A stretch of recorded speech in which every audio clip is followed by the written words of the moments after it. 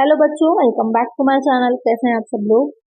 आप लोग का जो यूपी पीजीटी कॉमर्स के प्रीवियस ईयर के क्वेश्चंस हैं वो हम लोग सॉल्व कर रहे थे। तो आप लोग का पेपर चल रहा था जो जून 2016 में हुआ था, तो उसके 60 क्वेश्चन सॉल्व कर चुके हैं हम लोग। आज की वीडियो में हम उसके आगे 61 क्वेश्चन से स्टार्ट करेंगे।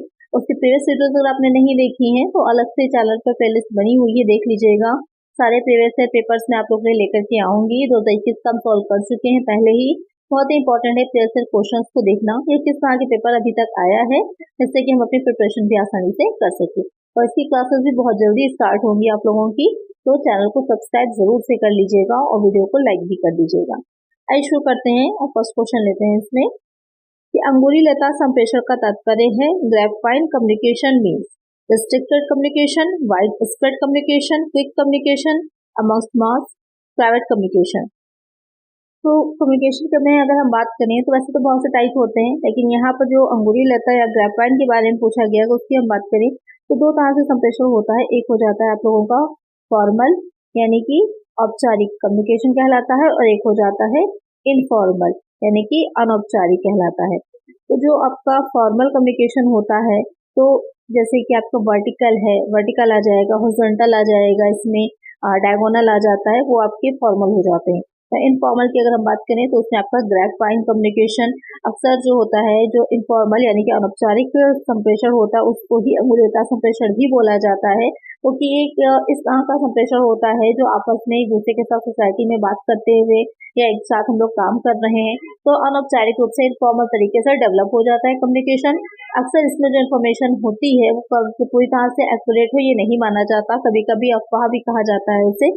तो यहाँ पर अगर हम तात्पर्य की बात करें कि क्या होगा तो ये हो जाता है कि ज्यादा से ज्यादा लोगों में शीघ्रता, ये एक तरह से इसकी विशेषता समझ लीजिए। ये क्विकली क्या होता है, बहुत क्विकली फैलता है। जैसे कि आज के टाइम में कोई भी न्यूज है पूरी उसी मीनिंग में पहुंचे ऐसा जरूरी नहीं होता, लेकिन बहुत जल्दी फैलती है। क्योंकि सोशल मीडिया इतना ज्यादा आज के टाइम में एंगेज हो गया है हमारी लाइफ में कि ये न्यूज जो होती है बहुत तेजी से फैलती है, और वो सही हो गलत हो डजंट मैटर, लेकिन फैलती बहुत ही तेजी से है। तो एक तरह तो ग्रेफाइन कम्युनिकेशन का ही एक एग्जाम्पल होता है, जिसमें कोई प्रॉपर तरीका नहीं होता, कोई प्रॉपर फॉर्मेट में या जो है ऊपर से नीचे डाउनवर्ड या अपवर्ड इस तरह से कुछ नहीं होता है। एक जिस तरह से एक अंगूर का गुच्छा होता है कि अलग अलग दिशा में उसमें क्या होता है कि अंगूर लगे होते हैं, कोई एक प्रॉपर तरीका नहीं होता जिसमें अंगूर किस तरह से लगे हुए, कहीं से भी अंगूर क्या होता है ये जैसे निकले हुए हैं, ये कोई प्रॉपर तरीका नहीं होता है। सेम वही आपका ग्रेफाइन कम्युनिकेशन में भी होता है।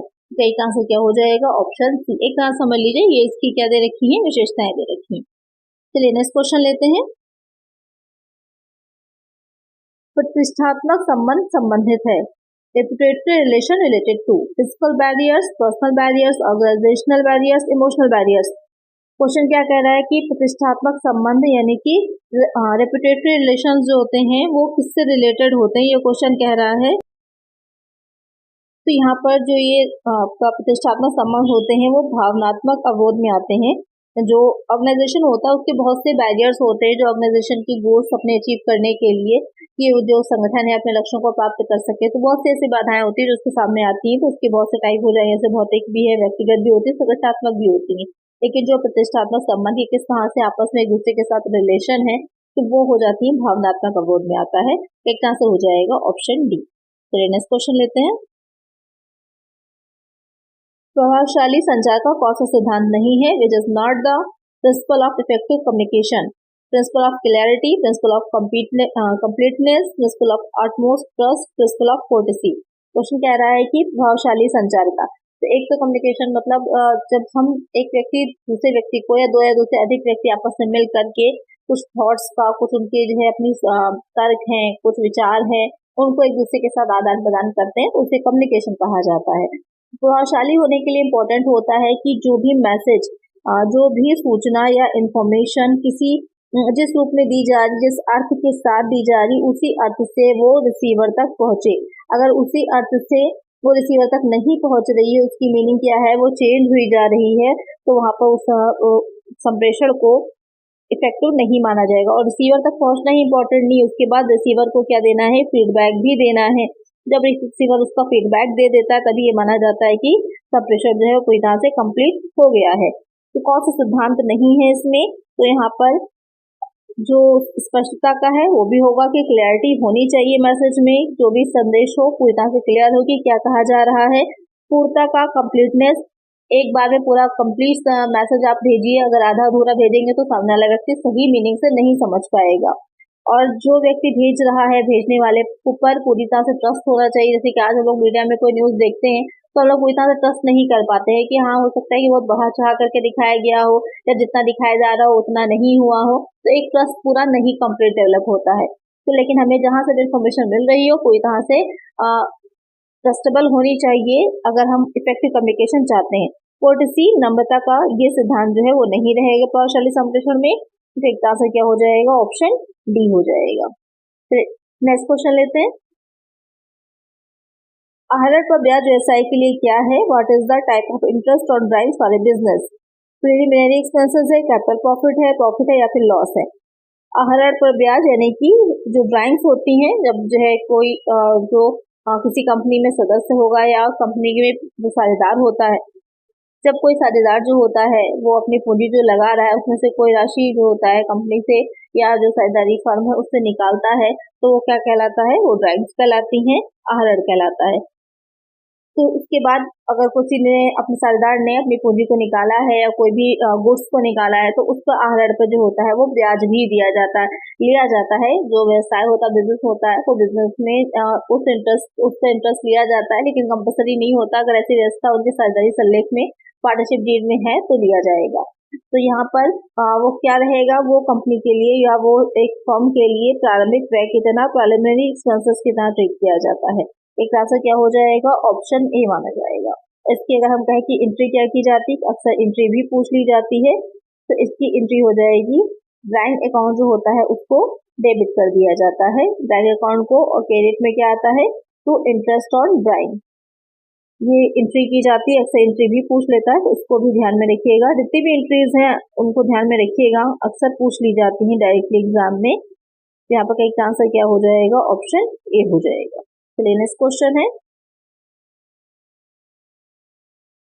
माप लागत का आशय है। What is the meaning of standard cost? Actual cost, estimated cost, prefixed at scientific basis, prefixed cost at estimation. तो क्वेश्चन में क्या कह रहा है, जो स्टैंडर्ड कॉस्ट होती है उसका क्या मीनिंग होता है? स्टैंडर्ड कॉस्ट का मीनिंग हो जाता है कि वैज्ञानिक आधार पे, यानी कि जो स्टैंडर्ड कॉस्ट है आप पहले से डिसाइड कर लेते हैं कि किसी चीज को हम बना रहे हैं तो उसको बनाने में हमारी इतनी कॉस्ट आनी चाहिए।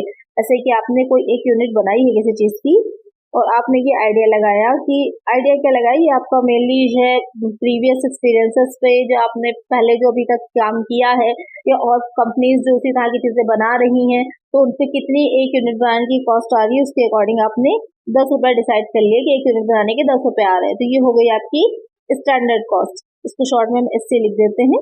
ये हो गई स्टैंडर्ड। अब आपने एक्चुअल प्रोडक्शन किया और आपने एक्चुअल प्रोडक्शन करने के बाद उस चीज का आप देख रहे हैं कि एक यूनिट को बनाने में अब आपके क्या आ रहे हैं, 11 रुपए आ रहे हैं, यानी कि क्या हो जाएगा कि एक्स्ट्रा 1 रुपया आ रहा है, तो आपको उसको कंट्रोल करना है कि क्यों एक्स्ट्रा, जैसे बाकी की कंपनीज या फर्म जो उस चीज को बना रही है उनके 10 ही रुपए आ रहे हैं, आपके क्यों आ रहे हैं 1 रुपया ज्यादा, तो आपको कंट्रोल करना है। अगर ये होता है कि 9 रुपए आ रहे हैं, मीन्स आप बहुत अच्छे एफिशिएंसी के साथ काम कर रहे हैं, तो आपका कॉस्ट कम आ रही है। तो क्या हो जाता है, प्रीफिक्स्ड एट साइंटिफिक बेसिस, यानी कि वैज्ञानिक आधार पर पूर्व निर्धारित लागत हो जाती है। एक आंसर हो जाएगा ऑप्शन सी। नेक्स्ट क्वेश्चन है, लागतें जो व्यय होने के बाद किंतु लाभ प्राप्ति से पूर्व पुस्तकों में लिख दी जाती हैं कहलाती हैं।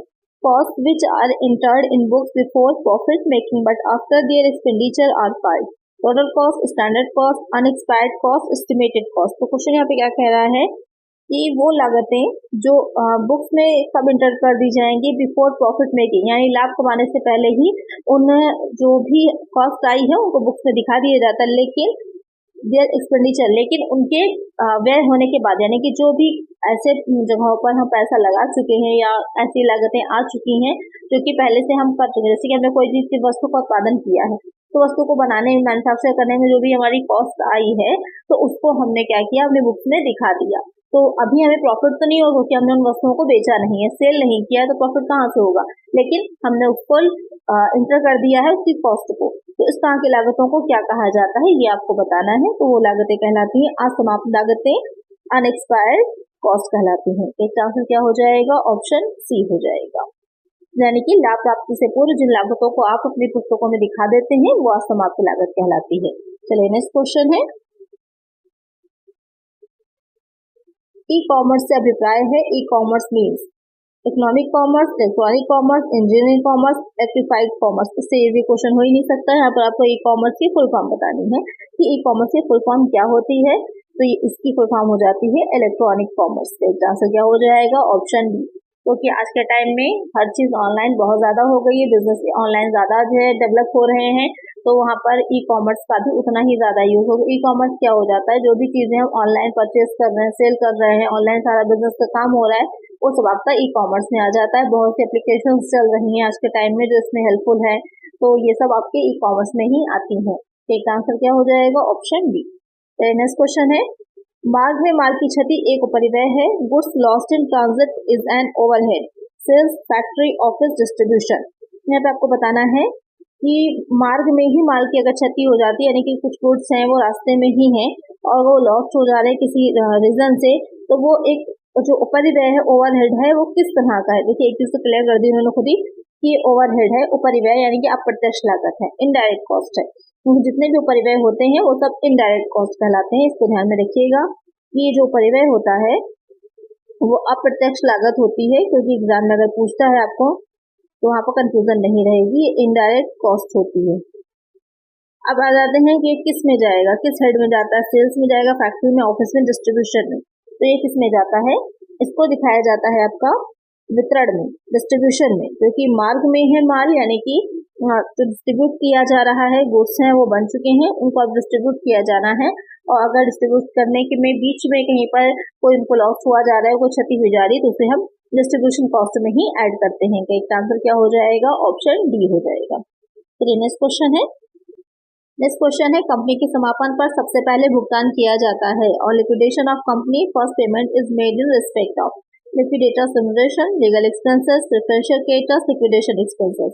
क्वेश्चन कह रहा है कि कंपनी का समापन अगर हो रहा है तो सबसे पहले हम किसका भुगतान करते हैं। बहुत ही सिंपल सा इजी सा क्वेश्चन है, आप सबको पता ही होगा। तो इस क्वेश्चन का आंसर आपको मुझे कमेंट करिए कि सबसे पहले किसका भुगतान किया जाता है। दिया तो इन चारों को ही जाता है, लेकिन एक सीक्वेंस में दिया जाता है, सबसे पहले क्या भुगतान किया जाएगा, इसका आंसर आपको मुझे कमेंट करिएगा। तो नेक्स्ट क्वेश्चन लेते हैं, व्यवसायिक अर्थशास्त्र के क्षेत्र में शामिल नहीं है। The scope of business economics do not cover demand forecasting, price decision, investment appraisal, dividend decision. Question क्या कह रहा है कि जो बिजनेस इकोनॉमिक्स होती है उसके स्कोप में, उसके क्षेत्र में क्या क्या चीजें शामिल नहीं की जाती हैं। बहुत ही सिंपल सा इजी सा क्वेश्चन है। जो डिमांड है यानी कि जो मांग है, कितना पूर्वानुमान उसका है, कितनी फ्यूचर में हो सकती है, तो आएगा ही आएगा। मूल्य निर्धारण निर्णय भी आते हैं, विनियोग प्रबंधन निर्णय भी। लेकिन जो डिविडेंड होता है, डिविडेंड डिसीजन जो होता है वो इसमें नहीं लिया जाता। डिविडेंड डिसीजन जो फाइनेंशियल मैनेजमेंट का है, ना कि इसका है। तो एक आंसर क्या हो जाएगा हमारा? ऑप्शन डी हो जाएगा। या फिर बिजनेस फाइनेंस में भी उसको आप देख सकते हैं, बिजनेस फाइनेंस और फाइनेंशियल मैनेजमेंट का सिलेबस काफी सेम ही है, तो वो इसमें दोनों चीजों में चल जा सकता है। यहाँ पर बिजनेस इकोनॉमिक्स जो है वो मेनली आपका किससे रिलेटेड हो जाती है? मेनली ये डिपेंड कर जाता है कि अर्थशास्त्र के जो उसमें नियम आते हैं, लॉज आते हैं, वो सब आएंगे। प्रगतिशील अनुपातों का नियम है, मांग का नियम है, उपयोगिता का नियम है, लागतों का नियम है, फिर जो मार्केट होती है, इम्परफेक्ट है, मोनोपोली है, अलग अलग तरह की, वो सब आ जाता है अर्थशास्त्र के क्षेत्र में। नेक्स्ट क्वेश्चन है, निम्नलिखित में से किसे व्यवसायिक अर्थशास्त्री कहते हैं? Which of the following is called business economist? Company secretary को, या फिर लाइसेंस ऑफिसर को, इकोनॉमिक एडवाइजर को, अकाउंट कंट्रोलर को। क्वेश्चन क्या कह रहा है कि व्यवसायिक अर्थशास्त्री, थोड़ा सा अलग सा क्वेश्चन है। बिजनेस इकोनॉमिस्ट किसे कहा जाता है? तो बिजनेस इकोनॉमिक्स जो होता है, आर्थिक सलाहकार जो होगा, इकोनॉमिक एडवाइजर जो होता है, उसको कहा जाता है। एक आंसर क्या हो जाएगा? ऑप्शन सी हो जाएगा। क्योंकि जो इकोनॉमिक एडवाइजर है, आर्थिक सलाहकार है, वो अर्थव्यवस्था को, सारी जो आर्थिक नीतियां हैं उन सबको ध्यान में रखते हुए सलाह देता है कि किस तरह से बिजनेस को चलाना चाहिए या फिर बेनिफिशियल होगा बिजनेस को चलाना। एक आंसर क्या हो जाएगा? Option C. सूखे के कारण उत्पन्न जोखिम है, risk arising due to drought it. Natural है, फाइनेंशियल है, सोशल है, इकोनॉमिक है। कि अगर सूखा पड़ रहा है उसके कारण कोई जोखिम आ रहा है, उत्पन्न हो रहा है, तो किस तरह का जोखिम कहलाता है? बहुत ही सिंपल सा क्वेश्चन है, क्योंकि सूखा पड़ना या फिर बारिश ना होना ये लोगों के अपने हाथ में नहीं होता है। ह्यूमन के कंट्रोल में नहीं है, तो ये क्या है, नेचुरल हो जाएगा, प्राकृतिक तरीके से है। तो यहाँ पर करेक्ट आंसर क्या हो जाएगा, ऑप्शन ए हो जाएगा कि ये नेचुरल रिस्क है, ना कि आपका फाइनेंशियल, सोशल या फिर इकोनॉमिक। एक आंसर हो जाएगा ऑप्शन ए। नेक्स्ट क्वेश्चन है,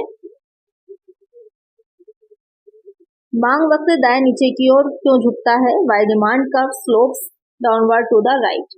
सब्स्टिट्यूशन इफेक्ट की वजह से, इनकम इफेक्ट की वजह से, change in number of buyers की वजह से, ऑल ऑफ द अबव।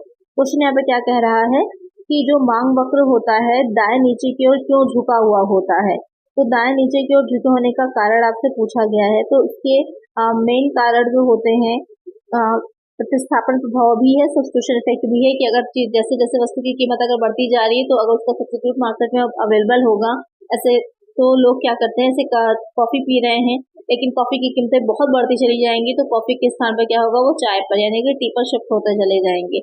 तो वहां पर क्या है, सब्स्टिट्यूट में कुछ अवेलेबल अगर है वहां पर उस चीज के, तो जैसे ही कीमतें बढ़ जाती हैं लोग उसको छोड़कर दूसरी चीजों की तरफ आना शुरू हो जाते हैं, इसीलिए क्या होता है, मांग वक्र झुकने लगता है। इनकम इफेक्ट भी है, आय का प्रभाव भी पड़ता है, क्रेताओं की संख्या परिवर्तन का भी इफेक्ट पड़ता है। तो तीनों ही रीजन हो जाते हैं इसके झुकने की। तो एक आंसर क्या हो जाएगा, option D, all of the above. चलिए नेक्स्ट क्वेश्चन है, मांग वक्र बाएं से दाएं ऊपर की तरफ चढ़ सकता है। A demand curve can move upward from left to right in case of inferior goods, ostentation, speculations या फिर ऑल द अबव। क्वेश्चन कह रहा है कि जो मांग वक्र होता है, डिमांड कर्व है, वो बाएं से दाएं ऊपर की ओर चढ़ता हुआ कैसे हो सकता है, क्या परिस्थितियां हैं जब जिस परिस्थिति में ऐसा हो सकता है। तो ये तीनों ही परिस्थितियों में हो सकता है कि जब वस्तु जो होती है वो इंफीरियर होती है प्रदर्शन द्वारा, या फिर अगर आप देख रहे हैं वो चीज सही नहीं है तो भी परिकल्पना द्वारा भी, स्पेकुलेटिंग में भी ऐसा हो सकता है। तो तीनों ही रीजन हो सकते हैं। तो करेक्ट आंसर क्या हो जाएगा, ऑप्शन डी हो जाएगा, all the above. Next question लेते हैं, यदि किसी वस्तु की मांग में परिवर्तन उसके मूल्य परिवर्तन के अनुपात में होता है तो इसे कहते हैं, if the change in the demand of the commodity is proportionate to the change in price, then it is called unit elasticity, less than unit elasticity, perfectly elastic या फिर परफेक्टली इनइलास्टिक। क्वेश्चन क्या कह रहा है, यदि किसी वस्तु की मांग में परिवर्तन उसके मूल्य परिवर्तन के अनुपात में होता है, यानी कि जितना परिवर्तन उसके मांग में होगा उतना ही मूल्य में भी परिवर्तन, यानी कि दोनों क्या है, दूसरे के बराबर अनुपात में हो रहे हैं, इक्वल जो प्रोपोर्शन में हो रहे हैं, तो उसे क्या कहा जाता है, किस तरह की वो लोच होती है, इलास्टिसिटी किस तरह की। तो आपने पढ़ा ही होगा लोच के बारे में, मांग की लोच जो होती है, तो आय लोच होती है, कीमत लोच होती है, कई तरह का रहता है। तो ये इसको क्या कहते हैं, इकाई लोच कहते हैं। यूनिट इलास्टिसिटी कहलाती है कि जितना परिवर्तन उसमें हो रहा है मूल्य में, उसी के अकॉर्डिंग मांग भी परिवर्तित हो जा रही है। एक आंसर क्या हो जाएगा, ऑप्शन ए हो जाएगा। तो जिस तरह से अगर इसका जो आपको याद होगा तो कुछ ऐसे ही बनता है फिगर, जितना इसमें चेंज आएगा उतना ही इसमें भी चेंज आ जाएगा। तो ये दोनों चीजें क्या है, ये जो है ये इक्वल हो जाती है, कोई चेंज इसमें नहीं होता, यानी कि एक इक्वल प्रोपोर्शन में हो जाती है। चलिए नेक्स्ट क्वेश्चन है, मांग की आड़ी लोच का विचार किस अर्थशास्त्री ने दिया। The view of cost elasticity of demand was propounded by Robin Giffen ने दिया था, मोरेन दिया था, मॉर्शल ने दिया था, नन ऑफ दिस। तो मांग की जो आड़ी लोच थी उसका विचार कौन से अर्थशास्त्री के द्वारा दिया गया था, किसने दिया था, तो उसे मोरे द्वारा दिया गया था। तो एक आंसर क्या हो जाएगा, ऑप्शन डी हो जाएगा। उनकी एक बुक आई थी सिंथेटिक इकोनॉमिक्स के नाम से, उनकी ये बुक आई थी, इसको भी नोट कर लीजिएगा, पूछ सकता है एग्जाम में कि बुक किसकी है, या मैचिंग करने को भी दे सकता है। तो यहाँ पर ये जो बुक है इनकी, इसी बुक में इन्होंने ये विचार अपना दिया था, या कहें कि इस बुक के द्वारा ही इन्होंने ये विचार प्रतिपादित किया था। और उसके बाद इसकी जो व्याख्या की थी, इसको एक्सप्लेन जो अच्छे से किया था वो रॉबर्ट ट्रूफिन ने किया था।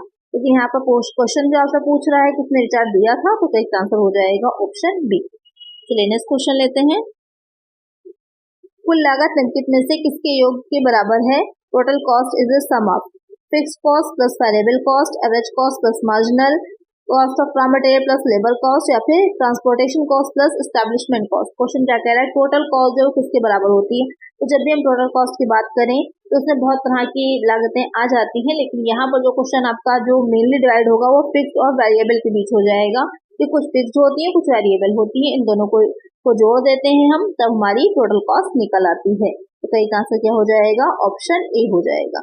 इसी में जब हम प्रॉफिट को भी ऐड कर देंगे तो इसमें जब प्रॉफिट ऐड हो जाता है तो हमारी सेल बन जाती है। तो ये आप फॉर्मूला याद रखिएगा। और अगर सिर्फ कह दिया जाए कि कंट्रीब्यूशन, तो फिक्स्ड कॉस्ट और ये प्रॉफिट ये दोनों ऐड होके क्या बनता है हमारा कंट्रीब्यूशन बन जाता है। तो इस तरह की छोटी छोटी इक्वेशंस को याद रखिए तो आपको इजी रहेगा एग्जाम के लिए। चलिए नेक्स्ट क्वेश्चन है, कच्चे माल पर व्यय है expenses on raw material is fixed cost, variable cost, opportunity cost, short term cost. कच्चे माल पर जो व्यय किया जाता है वो किस तरह की लागत होती है? तो रॉ मटेरियल पे जो भी एक्सपेंसेस होते हैं वो आपकी परिवर्तनशील लागत में आते हैं, वेरिएबल कॉस्ट होती है। एक आंसर क्या हो जाएगा ऑप्शन डी। क्यों? क्योंकि आपकी चेंज होता रहता है। जितना भी आप हो सकता है किसी बार में आपका 500 यूनिट्स का प्रोडक्शन हो या कभी 1000 यूनिट का प्रोडक्शन हो, तो उसके अकॉर्डिंग चेंजेस होते रहते हैं, इससे नहीं रहता। लेकिन जो बिल्डिंग का रेंट है अगर 10,000 रुपए है तो 10,000 रहेगा, चाहे आप 500 का प्रोडक्शन करिए या 1000 का। हाँ, कैपेसिटी होती है, क्षमता की होती है, कितनी उसकी क्षमता है प्लांट की। अगर कम है तो आपको बढ़ाना है तो वहाँ पर रेंट भी बढ़ेगा, लेकिन वो लॉन्ग टर्म में होता है ना कि शॉर्ट टर्म में।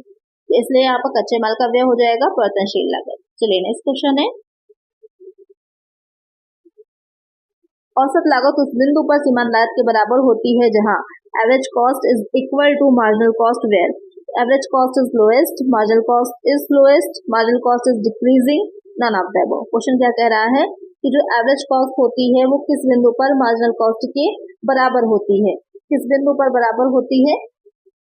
जब औसत लागत सबसे कम होती है या सीमांत लागत सबसे कम हो या सीमांत लागत गिरती हुई हो, तो उसमें से कोई नहीं। तो कौन सा बिंदु हो जाता है? जब औसत लागत जो एवरेज कॉस्ट होती है सबसे कम होती है, उस बिंदु पर मार्जिनल कॉस्ट के बराबर होती है। इसका फिगर अगर हम बनाएं, क्योंकि जो भी आपके इकोनॉमिक्स से पूरी तरह फिगर्स ही बने होते हैं, तो फिगर्स को ध्यान में जरूर रखिएगा, उसी से हमारे आंसर निकल आएंगे सारे।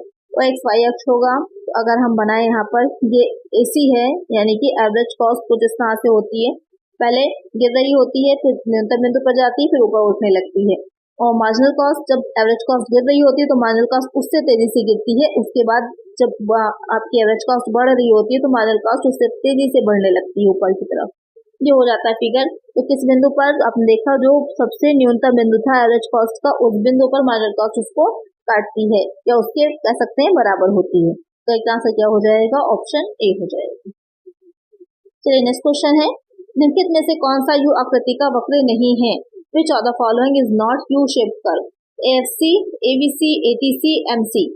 यहाँ पर औसत स्थिर लागत वक्र यानी कि एवरेज फिक्स्ड कॉस्ट कर्व है, औसत परिवर्तनशील लागत वक्र यानी कि एवरेज वेरिएबल कॉस्ट कर्व है, औसत कुल लागत यानी कि एवरेज टोटल कर्व है, या फिर टोटल कॉस्ट कर्व है, या फिर सीमांत लागत वक्र यानी कि मार्जिनल कॉस्ट कर्व है।